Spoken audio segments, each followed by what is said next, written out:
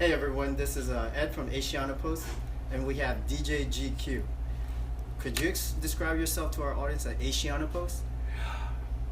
So my name's DJGQ. Professionally, I'm a DJ mixer.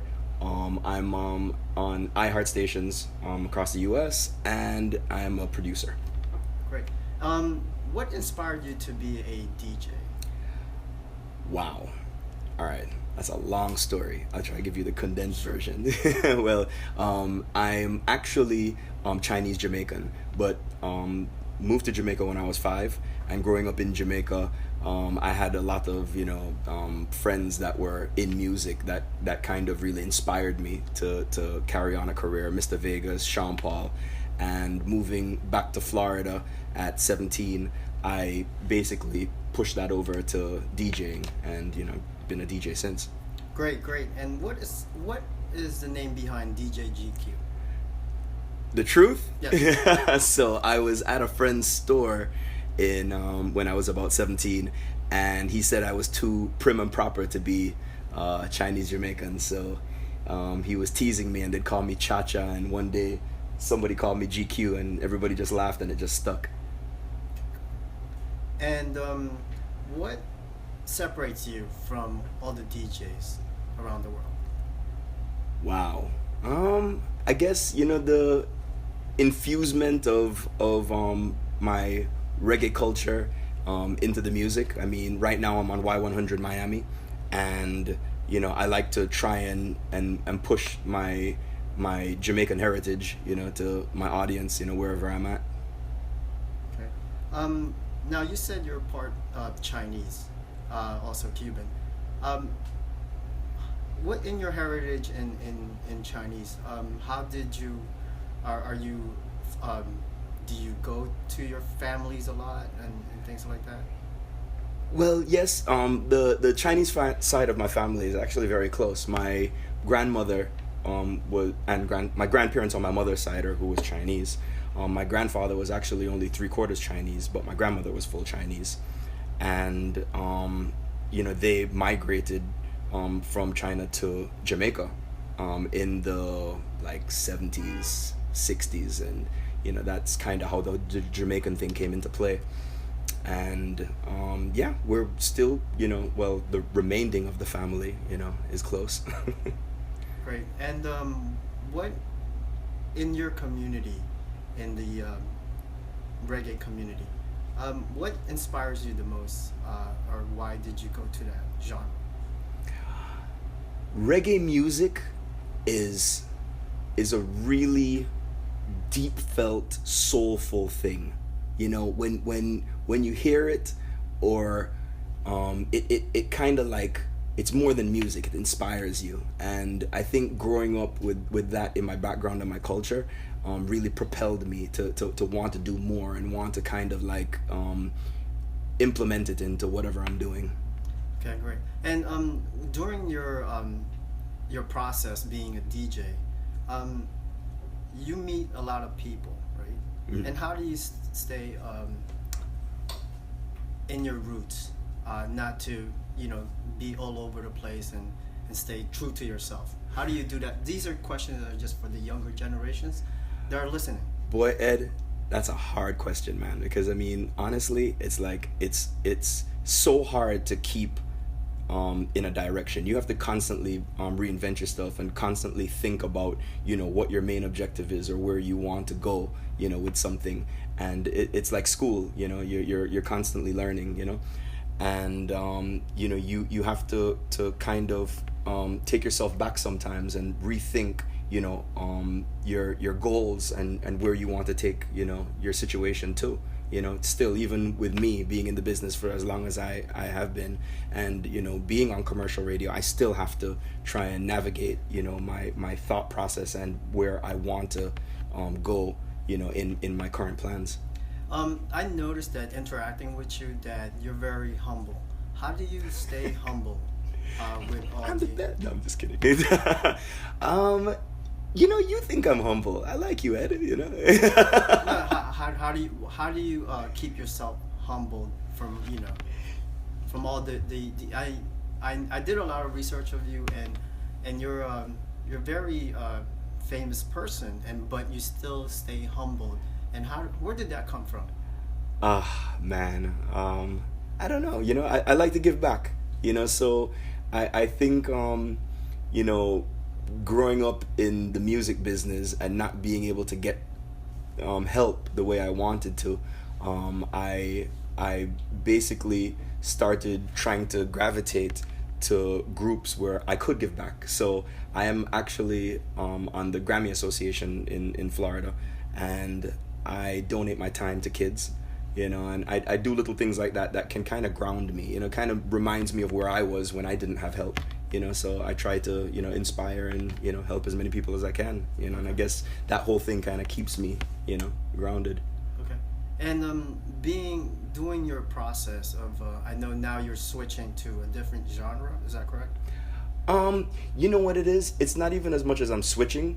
I've always kind of loved these genres. I'm infusing it now. So because Y-100 is pop, and I've been on certain dance circuits, I'm trying to now infuse reggae into these genres and basically come up with a hybrid thing that I'm pushing out now as a producer. Okay. And what about when artist comes up to you, and they throw in their mixtapes and this and that? How do you proceed about that? It depends. I like to listen to everybody's stuff. It's hard, because sometimes when you get a bunch of stuff, you don't get to listen to everybody. Right. But I go through, and every now and again you hear somebody new that's just mind blowing to you that you want to, jump up and help. Like there's a guy out of Jamaica right now named Yaxta, and didn't know who he was. Got introduced to him a couple months ago, and he gave me his stuff, and phenomenal artist, and I'm gonna work with him. What's the biggest crowd that you've ever performed in? Wow. Let me see. I used to tour with Dub Car Show. I think I did the one in LA was like 40,000 people. I've done so many shows, man. But it would be more than 40,000 people. Okay. And could you explain to us the most polarizing concert that you ever done? Man, that's a big one. But there have been so many, but one that comes to mind would be it was a MySpace secret show in like the late 2000s, and it was with me, Twista, T.I., Nick Cannon, and it was only like 2,000 people, but it was just intense. Everything I played, the place just went nuts for. Wow. Yeah. That's probably, I could just see it right now. Yeah, no, trust me. Amazing that would be. Yeah. Yeah. So, working with different artists, who would your favorite artist would you work with? My favorite artist, Mr. Vegas. And why is that? Well, I've known Vegas since I lived in Jamaica, and just coming up with him, his work ethic and, the intensity of his performances. He's probably one of the most intense performers I know. And DMX, his performances are crazy too, but there's just something well-rounded with Mr. Vegas that I love. Wow, that's pretty cool. Yeah. Now, so can you explain to us for our audience about humility and staying humble? So important, man. It's like you have certain people who actually their brand is built off of not being humble. And being loud.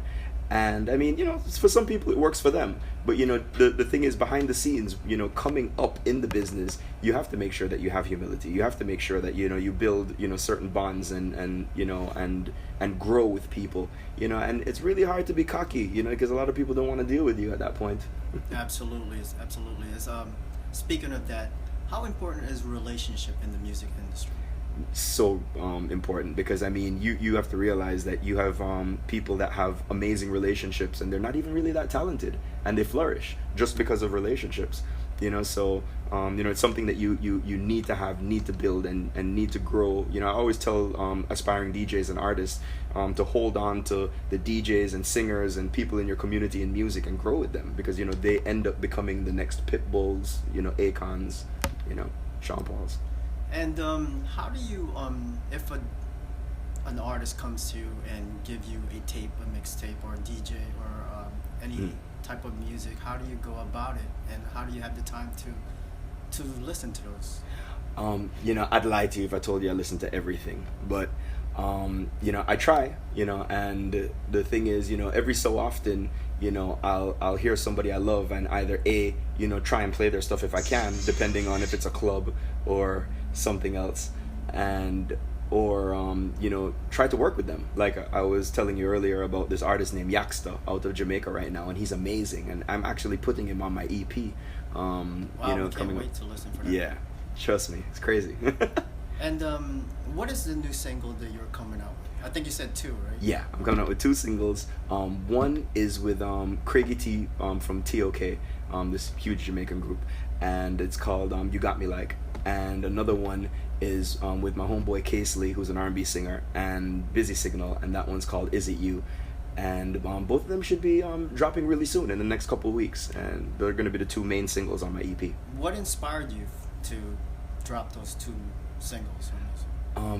I love to see people move. I love to see people dance. I love to see people, you know, react off of music, and you know, that's, you know, what I really love about these records, because I'm a DJ at heart first. So you know, I test all my stuff before, you know, I actually put them out. Right. So speaking of different artists, you dealt with a lot of high-profile artists. How do you stay? How do you blend in with them in a way that you could, in the future, that you know you could still build that relationship? You know what? This kind of comes back to the relationship question, because you know, a lot of people, when people look at me and say, "Oh my gosh," you know, like you and Akon are friends or whatever, you know, the relationships we had before basically these artists were big. You know what I mean? They were my friends first and foremost, and then, you know, we kind of grew together. Right. So I guess the shock factor isn't the same, you know, but you know, you need to be humble, you need to have humility, because you know, that's a big factor in growth, you know, in your, you know, lane or whatever you want to be. What message would you give our younger audience that are watching this and listening? That the music business, if this pertains to artists or future DJs, is a full-time job. You know, you got to practice it 9 to 5. You know, you have to work at it like a full-time job. You can't just do it part-time or nights and weekends, you know. Right. Where can our audience at AsianaPost reach out to you if they need to? On Twitter at DJGQ, or everything else DJGQ worldwide. Great. Thank you, sir. Appreciate your time. Thank you, Ed.